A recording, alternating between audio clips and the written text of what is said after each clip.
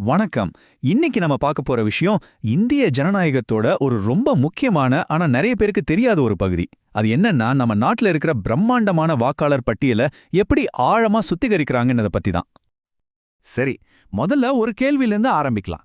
யோசிச்சு பாருங்க, உலகத்திலேயே மிகப்பெரிய ஜனநாயக நாடு நம்ம இந்தியா. இங்க தேர்தலோட ஆணிவேரான வாக்காளர் பட்டியலை எப்படி தப்பே இல்லாம அவ்ளோ துல்லியமா வச்சிருக்காங்க?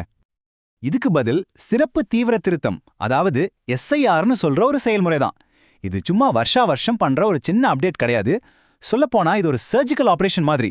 முழு லிஸ்டையும் அவ்வளோ நுணுக்கமா அலசி ஆராய்ஞ்சு சுத்தப்படுத்துற ஒரு வேலை. ஆனா முன்னாடி இல்லாத அளவுக்கு இப்போ ஏன் இவ்ளோ தீவிரமா இந்த வேலையை செய்யணும்? இதுக்கான தேவை ஏன் அதிகரிச்சிருக்கு? பாருங்க, இதுக்கு பல முக்கியமான காரணங்கள் இருக்கு. ஒன்னு, தப்புகளையும் தில்லுமுள்ளுகளையும் தடுக்கணும். வெளிப்படைத்தன்மை வேணும். அப்போதான் தேர்தல் நியாயமா நடக்குதுன்னு மக்கள் நம்புவாங்க.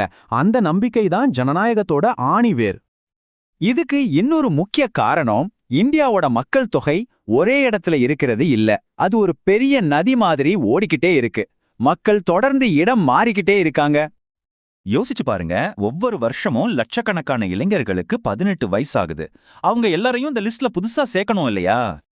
ஆனா அதை விட பெரிய சவால் என்ன தெரியுமா? கோடிக்கணக்கான மக்கள் படிப்புக்காகவும் வேலைக்காகவும் ஊர் விட்டு ஊர் போறாங்க. இதனால என்ன ஆகும்?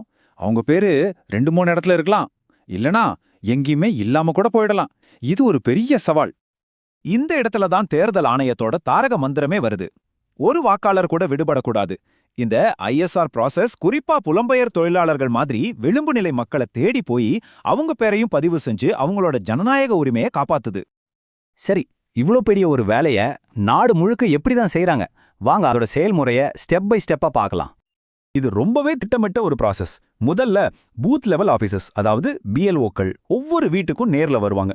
அப்புறம் புதுசா பேரு சேர்க்கறதுக்கு, நீக்கிறதுக்கு, திருத்தறதுக்குன்னு ஃபார்ம்ஸ் கொடுப்பாங்க. நீங்க கொடுக்குற டாக்குமெண்ட்ஸை வெரிஃபை பண்ணுவாங்க. அதுக்கப்புறம் ஒரு டிராஃப்ட் லிஸ்ட் வெளியிடுவாங்க. அதுல ஏதாவது தப்பு இருந்தா நாம சொல்லலாம். எல்லாத்தையும் சரி பார்த்த பிறகு தான் ஃபைனல் லிஸ்ட் வெளியாகும். இந்த ப்ராசஸ்ல 3 முக்கியமான ஃபார்ம்ஸ் இருக்கு. ஃபார்ம் 6 புதுசா ஓட்டு போட போறவங்களுக்கும் புதுசா ஒரு இடத்துக்கு குடி போனவங்களுக்கும்.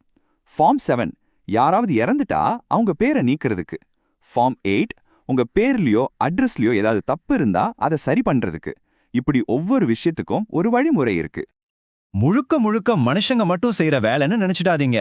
டெக்னாலஜி இதுல ஒரு பெரிய ஹீரோ மாதிரி. ஃபீல்டுல வேலை செய்யறவங்களுக்கு மொபைல் ஆப்ஸ் இருக்கு. நாமளே நம்ம பேரை ஆன்லைன்ல செக் பண்ணிக்கலாம். இதனால மொத்த ப்ராசஸும் ரொம்ப வேகமாவும் வெளிப்படையாவும் நடக்குது. சரி, இதெல்லாம் செய்றாங்களே, இதனால என்னதான் பிரயோஜனம்? உண்மையிலேயே இதனால ஒரு நல்ல மாற்றம் வந்திருக்கா? சில நிஜமான உதாரணங்களோட பார்க்கலாம் வாங்க. இந்த எஸ்ஐஆர் ப்ராசஸோட மிகப்பெரிய வெற்றிகள்ல ஒண்ணு போலி வாக்காளங்கிற பிரச்சனையை சரி பண்றது. அதாவது இறந்து போனவங்க பேரு, ஒரே ஆளுக்கு 2 இடத்துல இருக்கிற பேரு, இந்த மாதிரி லிஸ்ட்ல இருக்கக்கூடாத பேர்களை எல்லாம் கண்டுபிடிச்சு நீக்கிறது. உதாரணத்துக்கு பீகார்ல என்ன பண்ணாங்க தெரியுமா? வரப்போற தேர்தலுக்காக மலைச்சு போயிடுவீங்க. கிட்டத்தட்ட 8 கோடி வாக்காளர் பதிவுகளை வீடு வீடா போய் செக் பண்ணிருக்காங்க. இதுல லட்சக்கணக்கான தப்பான பேர்களை நீக்கியிருக்காங்க. லிஸ்ட்டை கிளீன் பண்றது மட்டும் அல்ல, இதனால தேர்தலை நடத்துறதே ரொம்ப சுலபமாகுது. அது எப்படின்னு பார்க்கலாம். இப்போ ஜெய்ப்பூர் மாதிரி ஒரு வேகமா வளர நகரத்தை எடுத்துக்கலாம். மக்கள் தொகை மாறிக்கிட்டே இருக்கும்.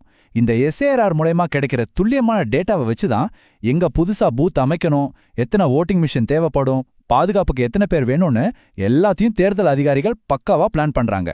இதனால ஓட்டு போடுற அன்னைக்கு எந்த குழப்பமும் இல்லாம எல்லாம் சுமூகமா நடக்குது.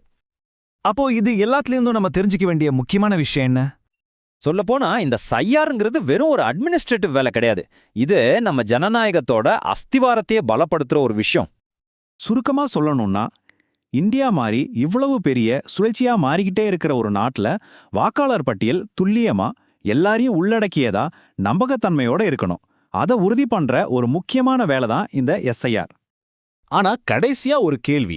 இவ்வளவு பெரிய மனித முயற்சி, டெக்னாலஜி எல்லாம் இருந்தும் சின்ன சின்ன தப்புகள் நடக்க வாய்ப்பு இருக்கு.